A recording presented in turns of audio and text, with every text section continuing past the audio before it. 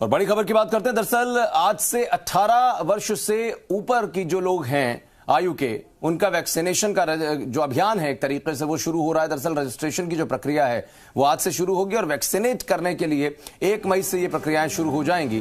तो 1 मई से कार्यक्रम शुरू हो उनको वैक्सीनेट करने का, उससे पहले उनकी जानकारी जरूर आ जाए आरोग्य सेतु ऐप पर या फिर कोविन ऐप पर। इसलिए 18 से जो 45 वर्ष की आयु के बीच के लोग हैं उनका रजिस्ट्रेशन इस पर हो सकता है।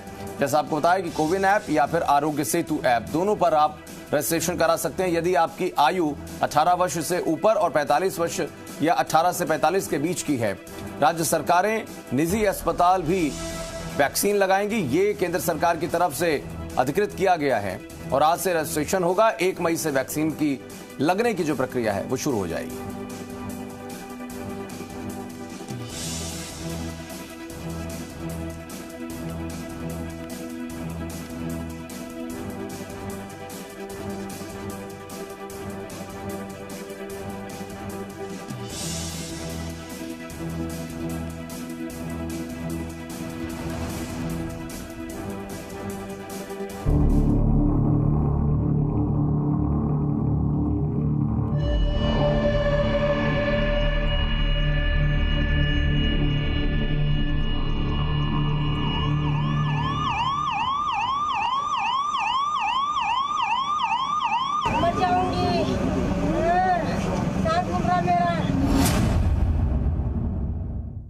एक मई के बाद से 18 वर्ष के ऊपर के किसी भी व्यक्ति को वैक्सीनेट किया जा सकता है।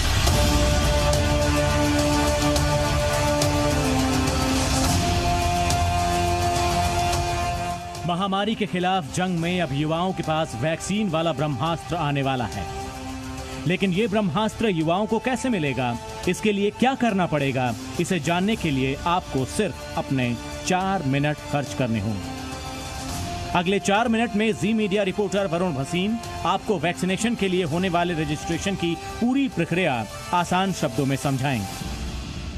सबसे पहले आपको कहां आना होगा, आपको अपने फोन से अगर रजिस्टर कराना है तो उसकी पहले पूरी प्रक्रिया बताता हूं कि cowin.gov.in, जैसे ही ये पेज खोलेंगे cowin.gov.in इस वक्त ओपन हो चुका है, तो उस पर आपको ऑप्शन नजर आएंगे कि आप रजिस्टर करा सकते हैं इसी वेबसाइट पे या फिर आरोग्य सेतु ऐप जो आपके फोन में होगी पहले से ही, उसके जरिए भी आप करवा सकते हैं। कैसे होगा इस वेब पोर्टल पर, उस पूरी प्रक्रिया को समझते हैं। मैंने क्लिक किया रजिस्टर योरसेल्फ, तो सबसे पहले मांगे जा रहा है एक OTP यानी कि 1 टाइम पासवर्ड।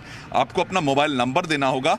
एक मोबाइल नंबर से आप 4 लोगों का फिलहाल जो रजिस्ट्रेशन है वो करवा पाएंगे, लेकिन उसमें आपको 4 नंबर बाद में आगे चल के ऐड करने होंगे। लेकिन अगर आप अपना नंबर डालेंगे, मेरे पास OTP आया है, मैंने सबसे पहले वेबसाइट पे गया हूँ, वहाँ रजिस्टर किया है, वहाँ पर OTP मांगा गया। उसके बाद क्या क्या ऑप्शंस आ रहे हैं आप वो देखिए। फोटो ID प्रूफ, आपका कोई एक फोटो ID प्रूफ, उसमें क्या क्या ऑप्शन है आपके पास। आधार कार्ड का ऑप्शन आ रहा है, ड्राइविंग लाइसेंस का ऑप्शन आ रहा है, पैन कार्ड का, पासपोर्ट का या फिर पेंशन पासबुक, किसी भी तरीके की जो NPR smart card, voter ID, कोई भी एक ऑफिशियल ID, आपको फोटो वाली ID उसकी जरूरत पड़ेगी, तो आप उसके साथ तैयार रहिएगा।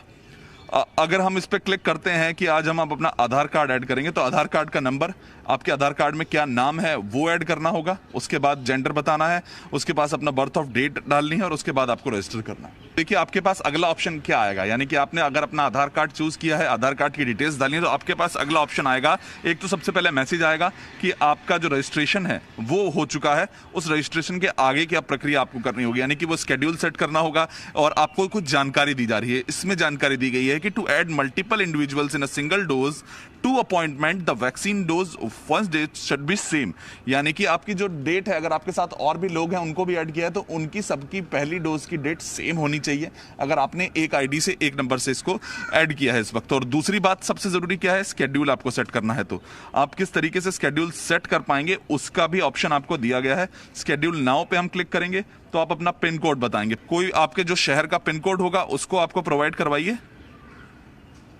और सर्च करिए। आप सर्च करेंगे तो आपके पास डेट के साथ अवेलेबल जो जगहें हैं वो दिखने लगेंगी। आपके पास का जो वैक्सीनेशन सेंटर है वो आपको नजर आने लग जाएंगे। 28, 29, 30, 1, 2 मई, अभी 45 से ऊपर का है तो और भी चल रहे हैं, लेकिन 1 तारीख से आपको सभी तरीके की, अभी यहाँ पर 1, 2, 3, 4 या मैं आगे की तरफ आऊं तो ये सारी डेट्स आपको नजर आने लग जाएंगी, कौन से सेंटर पर जाकर आप वैक्सीन लगवा सकते हैं। इस तरीके की जानकारी भी आपको यहीं से प्रोवाइड की जाएगी। उसके बाद आपको इस जगह पर जाना होगा, वहां पर आपका पूरी जो प्रक्रिया है वो होगा। आप डिस्ट्रिक्ट के जरिए भी सर्च कर सकते हैं, स्टेट के जरिए भी, कोई स्टेट को सर्च करना चाहे तो वहां से भी कर सकते हैं।